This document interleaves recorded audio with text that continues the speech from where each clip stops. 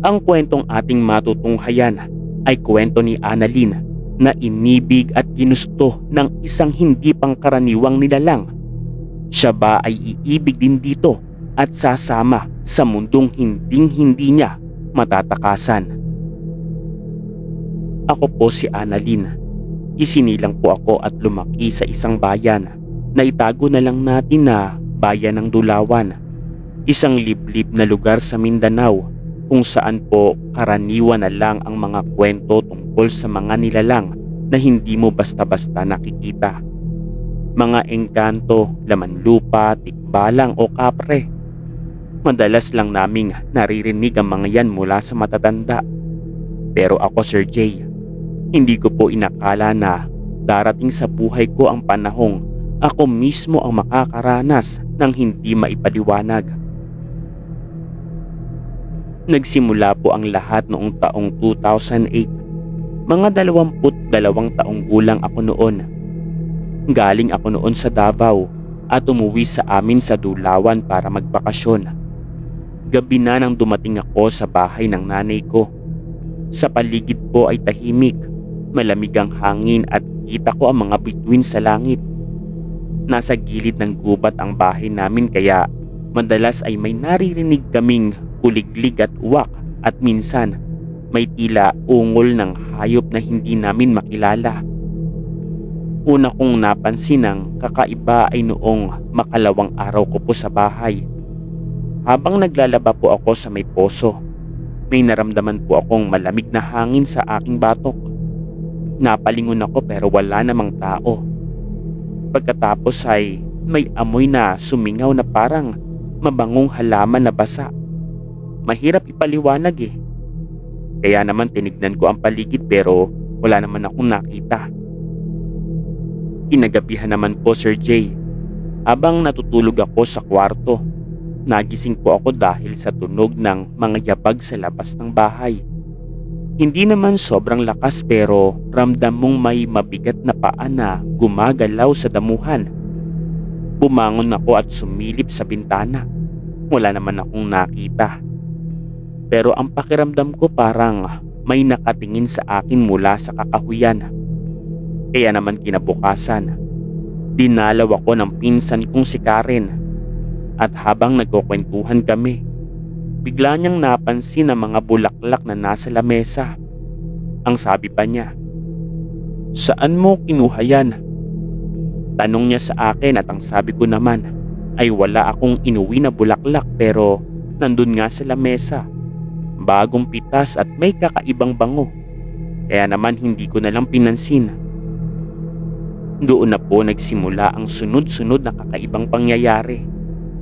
Tuwing 12:00 po ng hating gabi, palagi akong nagigising. Lagi kong nararamdaman na parang may presensyang nagmamasid sa akin.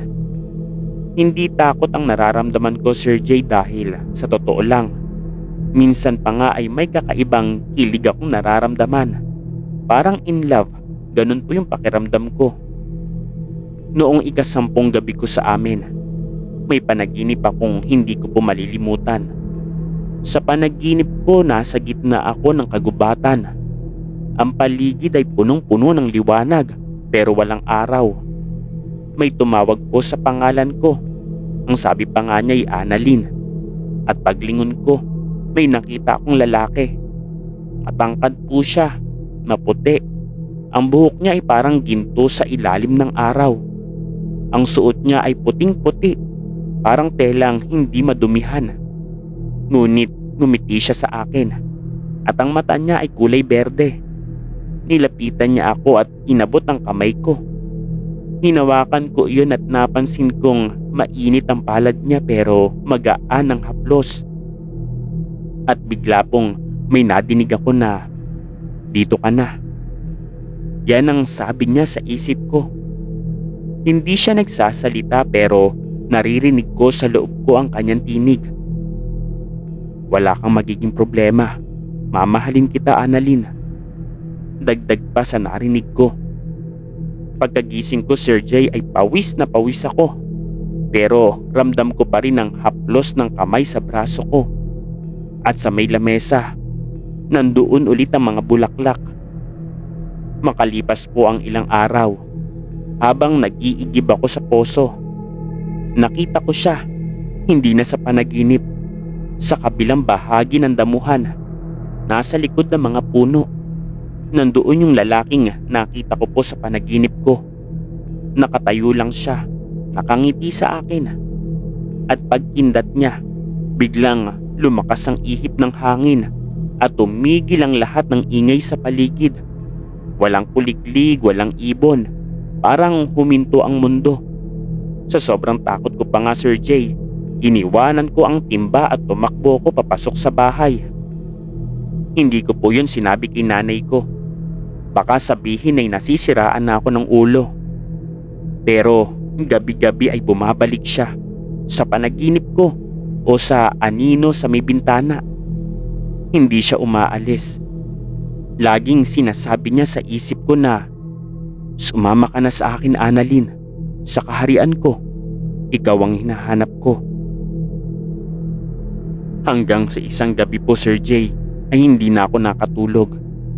Naupo ako sa tabi ng kama, nakatingin sa bukas na bintana. Doon ko siya muling nakita. Nakaupo siya sa sanga ng puno at nakangiti lang. Hindi naman siya nakakatakot pero alam kong hindi siya normal.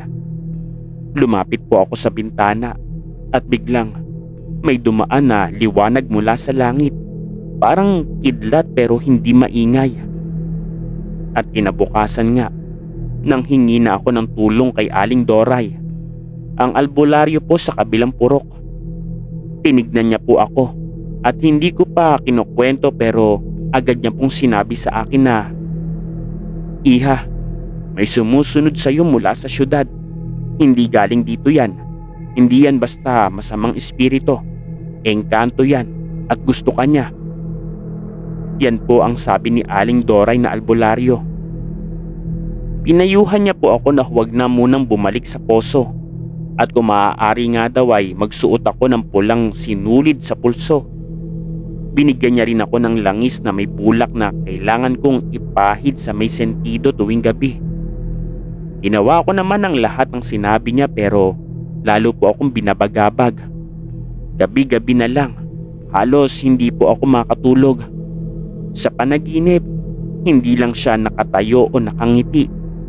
Ngayon po ay hawak na niya ang kamay ko at may ipinapakita siyang palasyo sa gitna ng gubat. Parang tunay na mundo.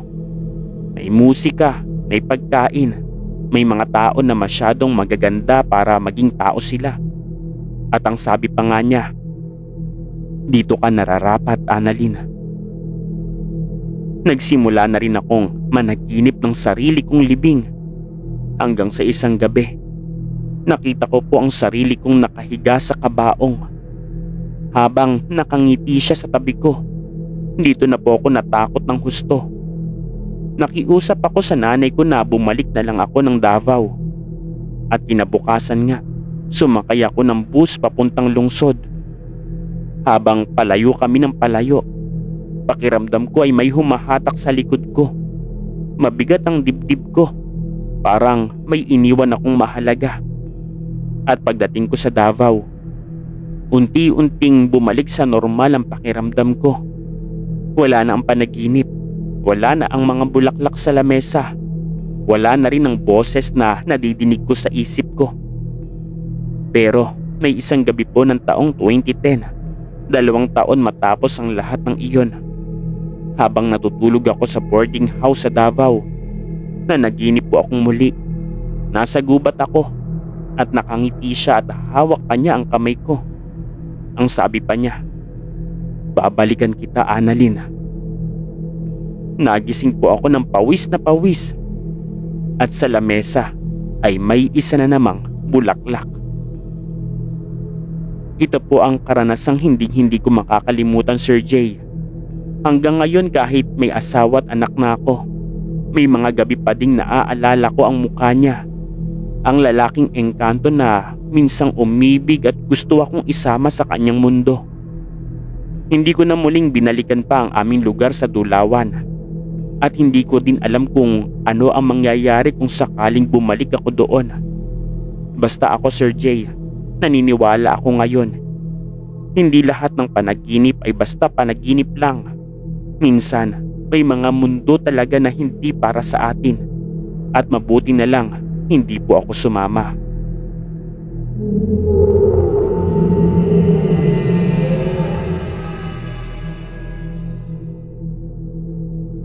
Ang kwentong ito ay tungkol kay Rogelio na napaglaruan ng isang engkanto. Siya ba ay makakatakas dito o isasama ng engkanto sa kanyang mundo? Noong taong 1987, 16 na taong gulang pa lang po ako, Sir Jay, noon. Doon kami nakatira sa isang maliit na barangay sa paanan ng bundok sa probinsya ng Negros Occidental. Magsasaka po ang tatay ko at mananahi naman ang nanay ko ng mga pambahay na damit. Simple lang po ang buhay namin pero masaya. Maraming kwento ang matatanda tungkol sa mga engkanto. Palaging sinasabi ng lola ko na huwag kang lalakad kapag dapit hapon na, lalo na kung malapit sa gubat o ilog. May mga nilalang daw na nakatira sa puno ng balite, malalaking bato at sa may bukal. Hindi ko po pinapansin iyon noon, Sir Jay. Para lang sa akin, mga kwento lang iyon para takutin ang mga bata. Hanggang sa may nangyari sa akin na hindi ko malilimutan. Isang karanasan na muntik na akong hindi makabalik. Mayo 1987. Mainit po ang tag-init. Halos tuyo ang mga palayan. Tumulong po ako sa tatay ko sa pag-aayos ng pilapil sa aming taniman. Hapon na noon, mga alas 5 na po, nang umalis ako sa tabing bukid para sunduin ang kapatid ko sa bahay ng pinsan namin sa kabilang sitio. Kailangan ko pong dumaan sa isang shortcut sa likod ng matandang gubat kung saan may isang abandonadong pilapil at may malaking puno ng balite na palagi naming iniiwasan tuwing gabi. Kampante naman po ako noon, Sir Jay.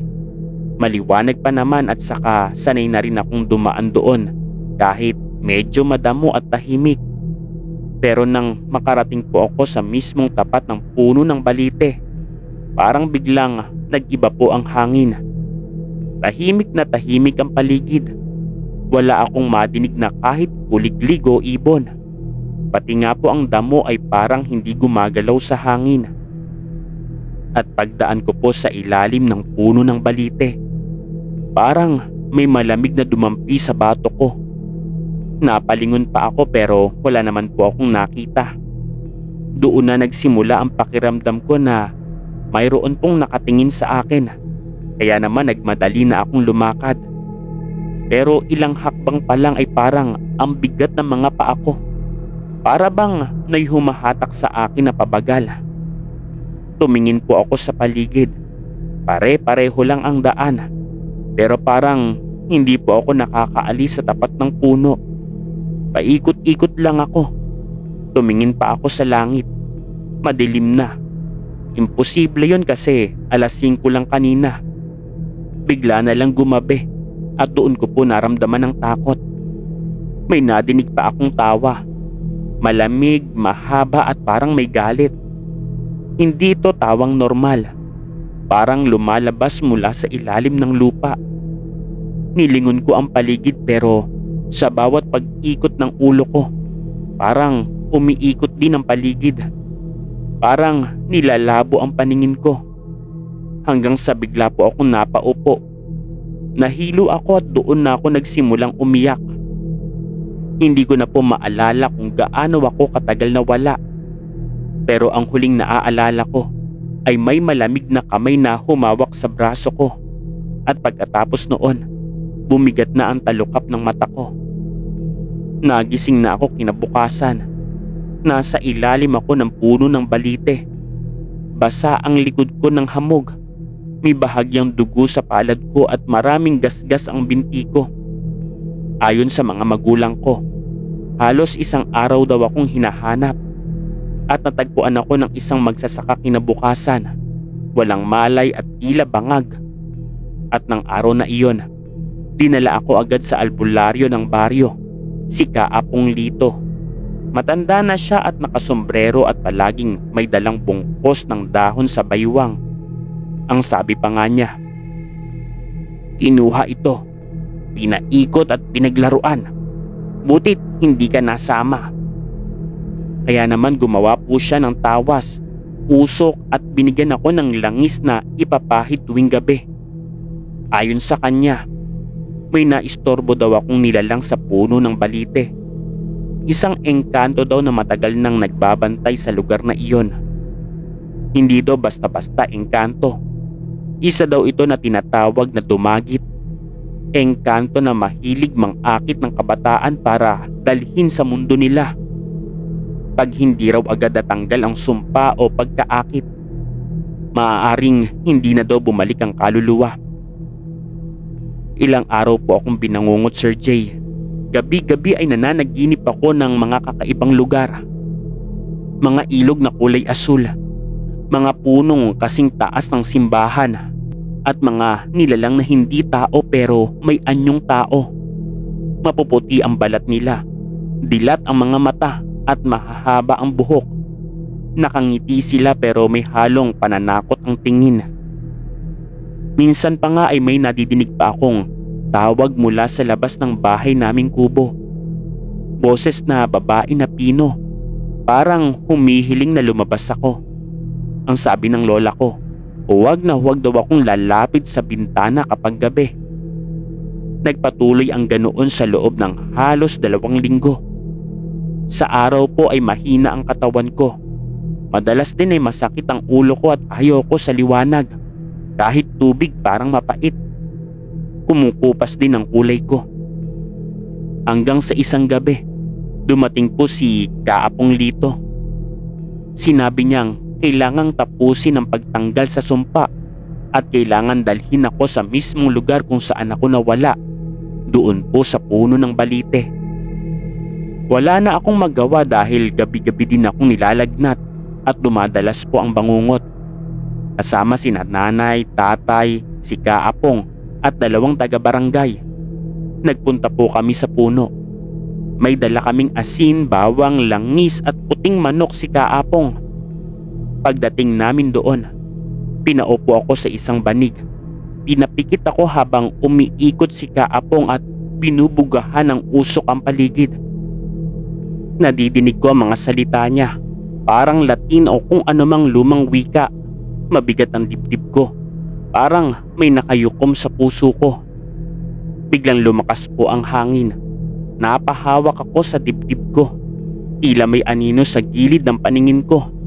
Isang figura ng babaeng nakaputi, nakalutang sa ere at nakatitig sa akin. Gusto kong tumakbo pero hindi ko magalaw ang katawan ko. Naramdaman ko na lang na may malamig na hangin na humagupit sa bato ko. At kasunod nun, parang sumabog ang isang bote sa may harapan ko. Umingay ang mga palad ni Kaapong na binagsakan ng itak ang isang luma at kupas na kahoy na parang altar. Pagkatapos ng lahat ng iyon ay nahimatay po ako. At pagmulat ko ay umaga na. Wala na ang bigat at parang gumaan ang loob ko. Wala na din ang bangungot. Bumalik ang gana ko sa pagkain. At sabi ni Kaapong, hindi daw talaga tuluyang matatalo ang engkanto, pero napalayas daw nila ito. At kung sakali daw na bumalik man ito, alam na raw nila ang gagawin. At pagkaraan nga ng ilang buwan, lumipat na kami sa kabilang sitio. Hindi na ako dumaan muli sa ilalim ng puno ng balite, at mula noon ay natuto na akong makinig sa matatanda. Hindi na ako basta-basta naglalakad kapag dapit hapon, at hindi na rin ako basta nagkakalat ng salita sa paligid ng mga lugar na may kababalaghan. At taong 1991, lumuwas na ako ng Maynila para magtrabaho. Hindi ko na muling nadidinig ang tungkol sa engkanto sa punong balite. Pero kahit ilang dekada na ang lumipas, dala ko pa rin ang karanasang iyon. Bawat malamig na hangin sa gabi, bawat aninong sumisilip sa gilid ng mata ko, isang paalala na may mga nilalang sa mundong ito na hindi natin lubos na uunawaan. Hindi ko naman sila kinamumuhuyan, Sir Jay, pero hindi ko rin sila kinakalimutan. Hanggang ngayon po ay dala ko ang langis ni Kaapong sa isang lumang boteng may mansya ng usok. At sa tuwing uuwi ako sa probinsya, dumadaan pa rin ako malapit sa lugar na iyon pero hindi ko na tinitignan ng puno dahil sapat na ang alaala.